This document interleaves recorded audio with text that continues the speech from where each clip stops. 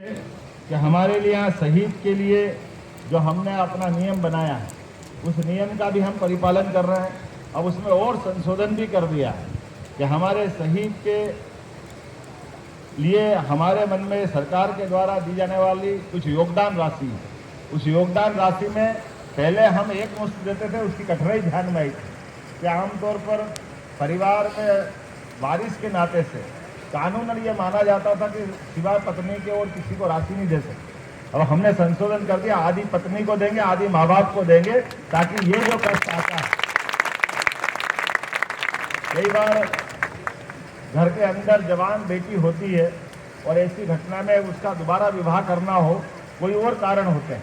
तो ये विवाद का विषय बन जाता है कि योगदान राशि में हक किसका होगा, बाकी बातें क्या होगी। हमने इसमें संशोधन किया है। हमारे यहाँ परिवार परंपरा की पुरानी मान्यता है, इसलिए हमने उस पर भी ध्यान दिया। हमने शहीदों को, माताओं को देने वाले अनुदान राशि में को भी बढ़ा करके 10,000 रुपये प्रति माह कर दिया है कि हमारे अपने परिवार में से कोई शहीद हुए तो उनके माता पिता को भी मासिक अनुदान भी 10,000 रुपये महीना हम देने वाले हैं। इसी प्रकार से शहीद की पुत्री हो, बहनों के विवाह पर भी 51,000 रुपये की राशि हमारे द्वारा देने का हमने निर्णय किया। प्रदेश में निवासरत द्वितीय विश्व युद्ध के अभी हमारे कुछ वीरांगना या हमारी वीर बहनें आई है, हम उनके बीच में भी बताना चाहेंगे कि इनका भी 8,000 रुपये प्रति माह जो देने थे, अब हम इसको 15,000 रुपये प्रति माह की वार्षिक हमें प्रति माह की दर से हम अपनी योगदान राशि देने वाले हैं। मध्य प्रदेश में ऐसे माता पिता जिनकी पुत्री सेना में, हम सब चाहते हैं कि हमारी जो भाई करता है वो बहन भी करे, इसलिए उनके परिवार में उनके माता पिता के लिए उनकी सम्मान निधि 10,000 रुपये प्रति माह से बढ़ा करके 20,000 रुपये प्रति वर्ष हम करने वाले हैं। मैं आज के इस अवसर पर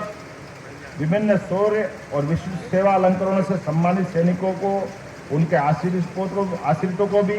हमारे पूरे देश के अंदर अपने मध्य प्रदेश में सर्वाधिक सबसे बड़ी राशि का योगदान दिया जाता है। मुझे इस बात का गर्व है और इस क्रम को हम जारी रखेंगे। भूतपूर्व सैनिकों, विधवाओं, विकलांग सैनिकों, आश्रितों को विभिन्न योजनाओं के विभिन्न हित लाभ, आर्थिक सहायता, छात्रवृत्ति, ये हमारे द्वारा जो दी जाती है वो देश के बाकी राज्यों में सबसे अधिक है और हम इसमें और विचार कर रहे हैं। आपका सुझाव आएगा, इसमें और हम आगे बढ़ते जाएंगे। भूतपूर्व सैनिकों को शासकीय नौकरियों में आरक्षण, प्रदेश में पूर्व सैनिकों के बच्चों को medical, engineering, technical education, law समेत विभिन्न कोर्सों में आरक्षण दिया जाएगा। सभी सरकारी विभागों के ग्रुप सी एवं डी पदों पर भूतपूर्व सैनिकों का आरक्षण, जिला सैनिक कार्यालय में सहायक ग्रेड 3 स्तर पर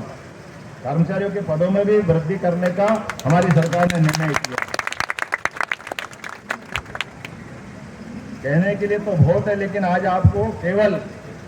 आपसे मिलने का प्रेम था, आपसे मिलने की इच्छा थी और मैं समय निकाल करके हमारे जो थल सेना अध्यक्ष जी हैं उनके कमांड सेंटर पे गया और मिलकर के आनंद आया कि मध्य प्रदेश के हमारी धरती से निकला हुआ एक हमारा अपना भाई आज देश की सेना को गौरवान्वित कर रहा, मुझे उसका आनंद आया था। आपसे तो दूसरी बार मिल रहा हूँ, पहली बार आपने हमारी ये जब नौसेना अध्यक्ष आप शायद नहीं बने थे, लेकिन हमारे रीवा में जब मैं शिक्षा मंत्री